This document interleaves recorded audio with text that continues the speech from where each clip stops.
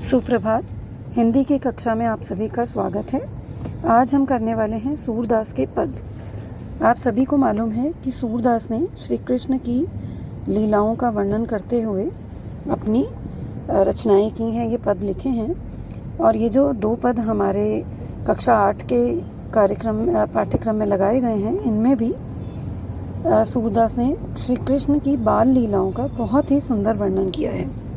तो पहला पद हम देखते हैं, जिसमें है कि मैया कबही बढ़ेगी चोटी, कितनी बार मोहे दूध पियत भई, यह अजहू है छोटी। तो सूरदास जी श्री कृष्ण जब छोटे थे, बाल लीला मैंने आपको बताया उसका वर्णन है, तो वो बताते हुए लिख रहे हैं कि श्री कृष्ण अपनी माँ से, यशोदा से बार बार पूछ रहे हैं कि माँ, मेरी ये जो चोटी है ये कब बढ़ेगी, कि कितना तुम मुझे बोलती हो कि दूध पियो तो ये बड़ी हो जाएगी, और इतना दूध पिला देती हो तो मैं तो खूब दूध पीता हूँ, पर यह अभी भी छोटी है।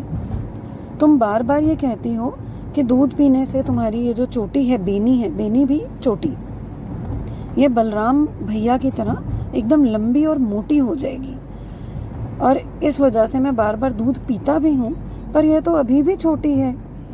तो मेरी ये चोटी कब बढ़ेगी? बलराम भैया की जो चोटी है वो तो कितनी मोटी और एकदम ज़मीन छूती है, जैसे नागिन ज़मीन पर लौटती है। उनकी जो चोटी है वो इतनी मोटी है कि ज़मीन को छूती हुई ऐसे लगती है जैसे कि कोई नागिन ज़मीन पर लौट रही है। पर मेरी चोटी जो है वो अभी भी छोटी ही है, तो ये कब बढ़ेगी? मैं कितनी बार कहता हूँ कि मुझे दही और माखन रोटी के साथ अच्छा लगता है, पर तुम कहती हो कि दूध पियो जिससे कि ये चोटी बढ़ जाएगी। तो मुझे अब दूध नहीं, मुझे माखन और दही खिलाओ।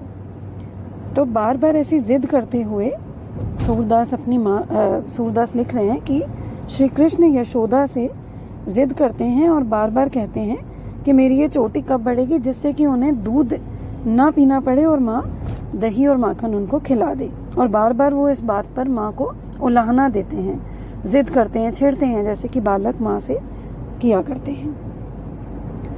दूसरा पद है तेरे लाल मेरे माखन खायो। इसमें जो गोपियां हैं वो आकर यशोदा, जो कृष्ण की माँ है, उनसे एक तरह से शिकायत कर रही हैं कि भाई ये जो तुम्हारा बेटा है ये कितना विचित्र है। क्योंकि ये क्या करता है कि ये रोज़ कहीं ना कहीं से हमारे घर आ जाता है, और दोपहर में जब सब लोग सो रहे होते हैं तो इसको मालूम है कि घर में सब सोए हैं, कोई ध्यान नहीं देगा, और इसको बताने की ज़रूरत नहीं है, ये घर तो अपने आप ही ढूंढ लेता है।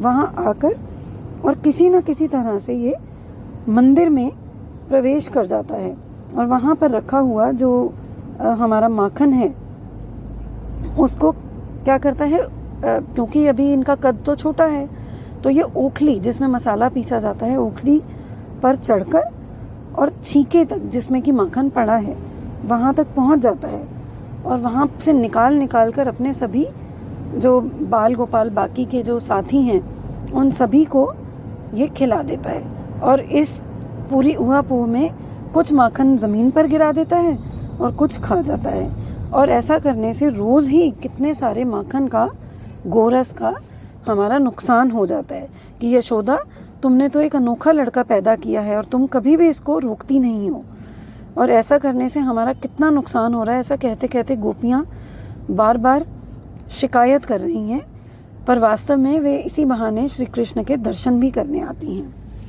आशा है आपको दोनों ही पद स्पष्ट हो गए होंगे। अगली कक्षा में फिर मिलते हैं।